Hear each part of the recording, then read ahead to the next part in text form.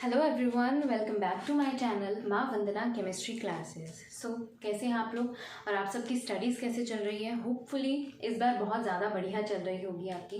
पीछे जो है कोरोना की वजह से, सब चीज़ों की वजह से बहुत ज़्यादा डिस्टर्बेंस हो गया था। दिस टाइम आई गेस आप सबकी स्टडीज़ बहुत अच्छे से और बहुत बढ़िया चल रही होगी। ओके, हम लोगों ने लास्ट क्लास जो है क्लास 12th के लिए टॉपिक छोड़ा था, वो था SPDNF ब्लॉक, जो हम कंप्लीट कर चुके हैं।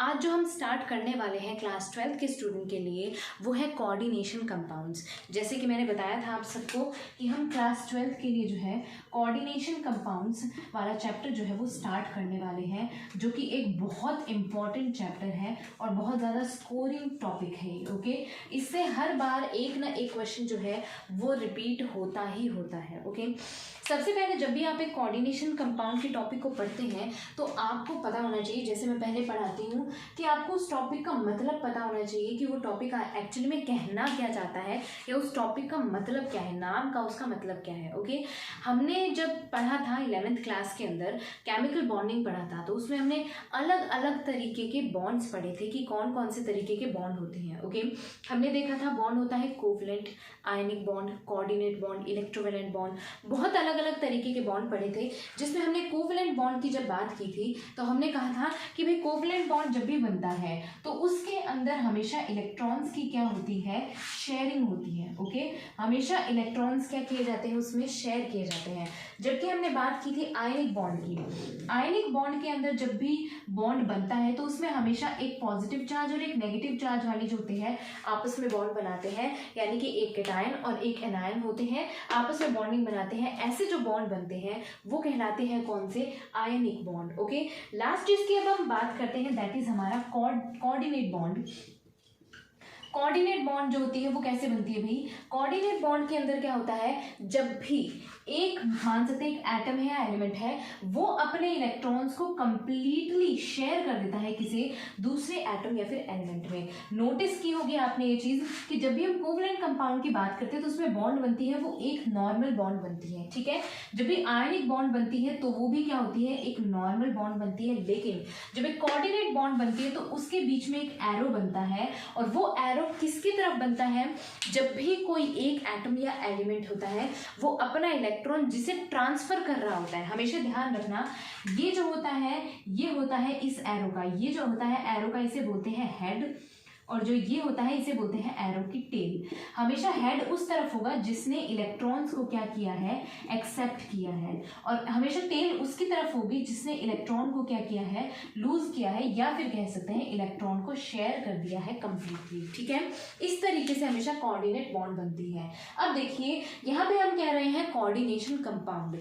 कोऑर्डिनेशन कंपाउंड क्या होगा, ऐसे कंपाउंड जिनके अंदर बॉन्ड कौन सी प्रेजेंट होगी, कोऑर्डिनेट बॉन्ड प्रेजेंट होगी, उन्हें कहा जाता है क्या, कोऑर्डिनेशन कंपाउंड।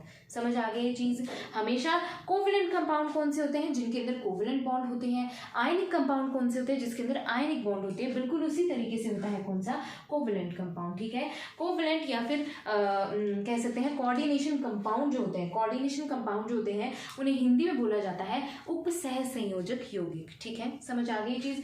ये है नॉर्मल बेसिक चीज कि भाई कोवलेंट बॉन्ड किसे कहा जाता है, कोऑर्डिनेट बॉन्ड किसे कहा जाता है, और आयनिक बॉन्ड किसे कहा जाता है। अब बात शुरू करते हैं कि हर चीज़ का अपना एक कह सकते हैं कि मीनिंग होता है, या फिर यूँ कहें कि हर चीज़ को एक्सप्लेन करने के लिए कुछ ना कुछ थ्योरीज दी जाती है। बिल्कुल उसी तरीके से कोऑर्डिनेशन कंपाउंड जो है उनको एक्सप्लेन करने के लिए सबसे पहले अल्फ्रेड वर्नर नाम के जो साइंटिस्ट हैं वो आए थे, और उन्होंने कोऑर्डिनेशन कंपाउंड से रिलेटेड कुछ हम कह सकते हैं कि थ्योरीज दी थी, और साथ ही साथ में उन्होंने अपने कुछ मीनिंग्स इनसे रिलेटेड भी क्या किए थे, समझाए थे। अल्फ्रेड वर्नर जो है वो स्विस केमिस्ट थे, ठीक है, और उन्होंने कोऑर्डिनेशन कंपाउंड की स्ट्रक्चर्स को एक्सप्लेन करने के लिए ये बताया कि कोऑर्डिनेशन कंपाउंड के अंदर दो तरीके की वैलेंसीज पाई जाती हैं। एक होती है प्राइमरी वैलेंसी और एक होती है सेकेंडरी वैलेंसी, ठीक है। ये दोनों वैलेंसी जो होती है ये हमेशा एक कोऑर्डिनेशन कंपाउंड में प्रेजेंट होती हैं, ठीक है। अब इन वैलेंसीज को स्टडी हम कर तो लेंगे, लेकिन उससे पहले हमें ये चीज़ ध्यान होनी चाहिए कि हमेशा जो कोऑर्डिनेशन कंपाउंड होते हैं उनको एक ब्रैकेट के अंदर इस तरीके से रिप्रेजेंट किया जाता है, जिसमें ये ए है, ठीक है, और हम मान लेते हैं इसके साथ में इस तरीके से 6 एटम्स जुड़े हैं, जो कि क्या है, यहाँ पे हमने लिख दिया इनको, ये है बी, ओके, ये है बी। हमेशा ध्यान रखिएगा, इस तरीके से रिप्रेजेंट किया जाता है। अब एक चीज़ यहाँ पे ध्यान रखने वाली ये है कि ये जो हमने कंपाउंड यहाँ पे बनाए हैं, ये कंपाउंड किस तरीके से रिप्रेजेंट किए गए हैं और क्यों रिप्रेजेंट किए गए हैं। अब देखिए, जब भी ये एटम होता है, ये क्या होता है, इसे कहा जाता है सेंट्रल एटम। ये होता है सेंट्रल एटम या फिर केंद्रीय परमाणु। This is central atom, central atom. और ये जो होता है बी, इसे बोला जाता है साइड एटम, ठीक है, ये क्या होता है, साइड एटम। अब देखिए होता क्या है, सेंट्रल एटम जो होता है वो एक भी हो सकता है, 2 भी हो सकता है, 3 भी हो सकता है, वो डिपेंड करता है कौन से तरीके का कंपाउंड हम कर रहे हैं, ठीक है। मोनो एटॉमिक है, डाई एटॉमिक है, ट्राई एटॉमिक है, कितने भी तरीके के हो सकते हैं, वो आगे आपके एग्जाम्पल्स आएंगे, उन्हें मैं एक्सप्लेन कर दूंगी। साइड एटम जो होते हैं ये सारे सेम भी हो सकते हैं और डिफरेंट भी हो सकते हैं। जैसे यहाँ पे सबके सब बी है, कहीं पे सी भी हो सकता है, डी भी हो सकता है, मैं एग्जाम्पल के फॉर्म में आपको समझा रही हूँ, okay. Now these are central atoms, ये जो है ये सेंट्रल एटम और दीज आर साइड एटम्स, ठीक है। अब होता क्या है, हमेशा जो सेंट्रल एटम होता है वही इलेक्ट्रॉन्स को साइड एटम्स को ट्रांसफर करता है, यानी यहाँ पे ए जो है वो इलेक्ट्रॉन्स को ट्रांसफर कर रहा है, किसको, बी को कर रहा है, इसलिए ये एरो जो है वो कुछ इस तरीके से बनेंगे और हमेशा इनको इसी तरीके से रिप्रेजेंट किया जाता है, ठीक है। अब देखिए ये जो हमने बॉक्स बनाया है, ये जो हमने बनाया है बॉक्स, इस बॉक्स को बोला जाता है कोऑर्डिनेशन एंटिटी, ठीक है, कोऑर्डिनेशन एंटिटी। कोऑर्डिनेशन एंटिटी का मतलब क्या है भाई, कोऑर्डिनेशन एंटिटी है या एंटाइटी भी बोलते हैं इसे बहुत लोग। इसका मतलब क्या है भाई कि जो भी चीज़ हमने इसके अंदर लिखी है वो एक तरीके का एक कंपाउंड है, ठीक है, वो एक तरीके का क्या है, एक कंपाउंड है। अब इस कंपाउंड के अंदर भी कुछ तरीके से चेंजेस हो सकते हैं, जैसे कि यहाँ पे हम लिख सकते हैं तो यहाँ पे सी भी आ सकता है, अगर यहाँ पे हम लिखे तो यहाँ पे डी भी आ सकता है। सेम कंपाउंड्स भी हो सकते हैं, यही को है सेम साइड एटम्स भी हो सकते हैं और कुछ डिफरेंट भी हो सकते हैं। अब बात करते हैं हम इसकी वैलेंसीज की, ठीक है। कभी कभी क्या होता है कि इन एंटिटी के अराउंड यहाँ पे प्लस में भी चार्जेस हो सकते हैं, माइनस में भी हो सकते हैं और कोई चार्ज नहीं भी हो सकता। प्लस में होगा तो मतलब क्या है कि इस कंपाउंड पे पॉजिटिव चार्ज है कंप्लीट पे, माइनस होगा तो माइनस चार्ज और कोई चार्ज नहीं है, मतलब ये कंपाउंड क्या है, न्यूट्रल है। मोस्टली न्यूट्रल या फिर जीरो चार्ज वाले जो कंपाउंड है वो देखे जाते हैं किनके साथ में, बिल्कुल डी ब्लॉक के जो एलिमेंट्स होते हैं उनके साथ में देखे जाते हैं, या फिर हम कह सकते हैं कि जिनके साइड एटम्स जो हैं वो होते हैं कार्बन मोनोऑक्साइड। सबके सब क्या होते हैं, carbon monoxide. This is not cobalt, this is carbon monoxide. जब सबके सब साइड एटम जो है वो कार्बन मोनोऑक्साइड होते हैं तो मोस्टली देखा जाता है कि उनके जो चार्ज होता है उनके ऊपर वो होता है क्या, जीरो होता है। क्यों, क्योंकि कार्बन मोनोऑक्साइड खुद ही क्या होता है, न्यूट्रल होता है, ठीक है। अब ये चीज़ क्या है कि न्यूट्रल होता है और इस पे जीरो चार्ज क्यों होता है, ये सब चीज़ आपके आगे आएगी। आगे बहुत से हम कह सकते हैं कि ऐसी टर्म्स आएंगी जिसके थ्रू आपको समझ आएगा, ओके। अब एक चीज़ और है इंपॉर्टेंट समझने वाली, हम इसे तो कहते हैं सेंट्रल एटम नॉर्मल टर्म के अंदर, जिसे हमने साइड एटम कहा है उसे कोऑर्डिनेशन कंपाउंड्स के अंदर या कोऑर्डिनेशन केमिस्ट्री के अंदर उसे लिगेंड कहा जाता है। क्या कहा जाता है भाई, उसे लिगेंड कहा जाता है। अब देखिए सेंट्रल एटम जो होते हैं वो क्या होते हैं, मोस्टली जो देखे जाते हैं वो या तो नेगेटिव चार्ज वाले होते हैं या फिर न्यूट्रल होते हैं। हमेशा ध्यान रखना सेंट्रल एटम जो है, जैसे यहाँ पे हमने ए लिया हुआ है, ये मोस्टली या तो होगा नेगेटिव चार्ज वाला या फिर हुआ क्या, न्यूट्रल। कभी भी सेंट्रल एटम जो है वो पॉजिटिव चार्ज वाला नहीं होता है। अब इसका रीज़न क्या है सोचिए अपने दिमाग में, मैं आपको बाद में बताऊंगी, एकदम लास्ट में बताऊंगी वीडियो के, तब तक आप सोचिए, ओके। अब बात करते हैं हम लिगेंड्स की। लिगेंड जो है वो पॉजिटिव चार्ज के भी हो सकते हैं, नेगेटिव भी हो सकते हैं और वो न्यूट्रल भी हो सकते हैं, कोई भी हो सकते हैं लिगेंड, ठीक है।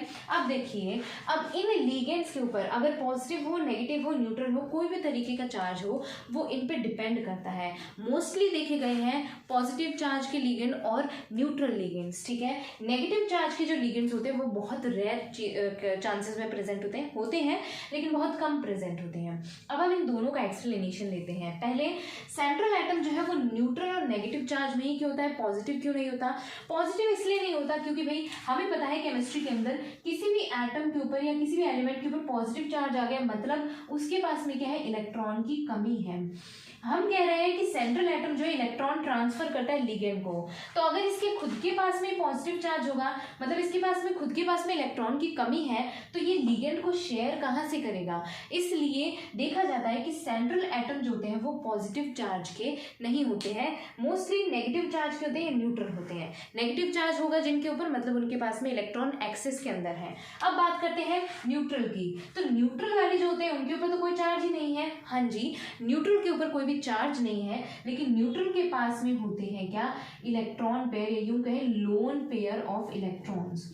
लोन पेयर ऑफ इलेक्ट्रॉन्स उनके पास में प्रेजेंट होते हैं जिनको वो शेयर करते हैं। ठीक है, जैसे कि हम नाइट्रोजन की बात करें, ऑक्सीजन की बात करें, तो न्यूट्रल वाले जो होंगे उनके पास में लोन पेयर ऑफ इलेक्ट्रॉन होना बहुत ज़्यादा कंपलसरी है। ओके, अब बात करते हैं हम लिगेंड की।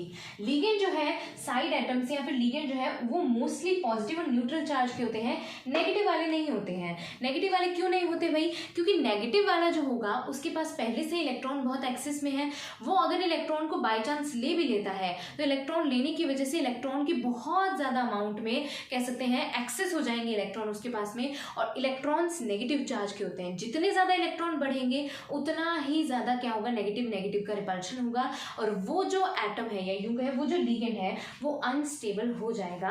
इसलिए नेगेटिव चार्ज वाले जो लिगेंड्स हैं उनको बहुत कम देखा जाता है, अगर होते भी हैं तो बहुत कम होते हैं। पॉजिटिव चार्ज के एटम्स सेंट्रल एटम है वो भी होते हैं, बहुत एक्सेप्शन कंडीशन में होते हैं। जिस उसी तरीके से लिगेंड जो है नेगेटिव चार्ज वाले होते हैं वो बहुत कम कंडीशंस के अंदर देखे जाते हैं। ओके, ये है आपका बेसिक कोऑर्डिनेशन केमिस्ट्री का, जिसमें हमने सारा कुछ बेसिक चीज़ें पढ़ ली हैं। नेक्स्ट वीडियो के अंदर हमने अल्फ्रेड वर्नर जो है उन्होंने अपना एक कंसेप्ट दिया था, उन्होंने कोऑर्डिनेशन कंपाउंड को एक्सप्लेन करने के लिए प्राइमरी और सेकेंडरी वैलेंसीज को समझाया था, वो हम पढ़ेंगे। उससे पहले जितना अभी मैंने आपको पढ़ाया वो आप अपनी बुक से पढ़ सकते हैं। कोई भी प्रॉब्लम हो आप मुझे कमेंट सेक्शन में कमेंट कर सकते हैं। अगर मेरी वीडियो पसंद आई है तो प्लीज़ वीडियो को लाइक, शेयर और सब्सक्राइब प्लीज़ ज़रूर कर लीजिएगा। मिलते हैं नेक्स्ट वीडियो के अंदर। Till then take care, bye bye.